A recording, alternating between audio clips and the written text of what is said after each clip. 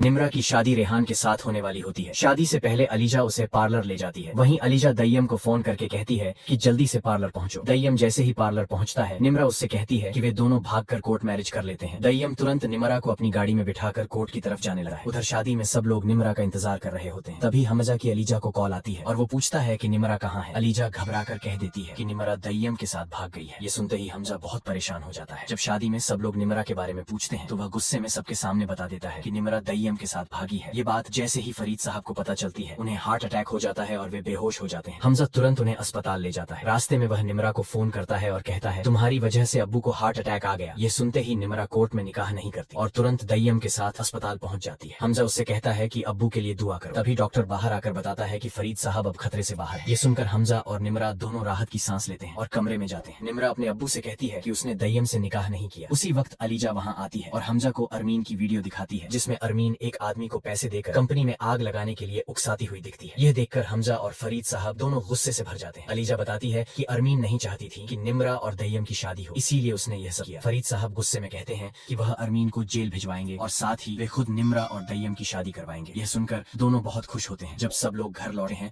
तो वहाँ पहले से पुलिस मौजूद होती है। पुलिस बताती है कि वे अरमीन को करप्शन केस में गिरफ्तार करने आए हैं। फरीद साहब पुलिस को बताते हैं कि कंपनी में आग भी अरमीन ने लगवाई थी, इसलिए उसे ले जाओ। अरमीन रोते हुए हमजा से माफी मांगती है, लेकिन तभी निम्रा बताती है कि अरमीन की माँ ने अलीजा को सीढ़ियों से धक्का दिया था, जिसकी वजह से अलीजा का बच्चा गिर गया था। यह सुनकर हमजा गुस्से में अरमीन से कहता है कि वह उसे कभी माफ नहीं करेगा। पुलिस अरमीन को थाने ले जाती है। तभी अलीजा हमजा और फरीद साहब को अनुषा की वीडियो दिखाती है, जिसमें अनुषा बता रही होती है कि सिकंदर ने उसे धोखे से शादी करके तलाक दे दिया और उसकी जिंदगी बर्बाद कर दी। ये देखकर फरीद साहब और हमजा दोनों गुस्से में आ जाते हैं। फरीद साहब अपने वकील को बुलाकर सिकंदर को अपनी प्रॉपर्टी से निकाल देते हैं और कंपनी की मालकिन अलीजा को बना देते हैं। अलीजा सिकंदर के ऑफिस पहुंचती है और उसे बताती है कि अब वह कंपनी का मालिक नहीं रहा। सिकंदर विश्वास नहीं करता, लेकिन अलीजा उसे वह फाइल दिखाती है जिसमें उसका नाम मालिक के तौर पर लिखा होता है। अलीजा अपने सिक्योरिटी गार्ड से कहती है कि सिकंदर को बाहर फेंक दो। सिकंदर सड़क पर आ जाता है और पछतावे में डूबा होता है। तभी एक कार उसे टक्कर मार देती है और वह बुरी तरह घायल हो जाता है। उसी रास्ते से हमजा गुजर रहा होता है। वह भीड़ देखकर रुकता है और घायल सिकंदर को पहचानकर तुरंत अस्पताल ले जाता है। डॉक्टर उसे इमरजेंसी में ले जाते हैं। अलीजा और फरीद साहब भी पहुंच जाते हैं। थोड़ी देर बाद डॉक्टर बताते हैं कि सिकंदर के आखिरी पल चल रहे हैं। हमजा और अलीजा कमरे में जाते हैं, जहाँ सिकंदर बस इतना कह पाता है, अनुषा मुझे माफ कर देना, और उसकी आंखें बंद हो जाती हैं। अलीजा कहती है कि जैसे सिकंदर ने अनुषा के साथ किया, वैसी ही उसे अपनी सजा मिल गई। 1 साल बाद वह दिन आता है जब निम्रा और दय्यम की शादी होती है। सब लोग बहुत खुश होते हैं। मौलवी साहब निकाह पढ़ाते हैं और पूछते हैं क्या आपको निकाह कबूल है। निम्रा और दय्यम दोनों एक साथ कहते हैं कबूल है। फरीद साहब खुशी खुशी अपनी बेटी की रुखसती करते हैं।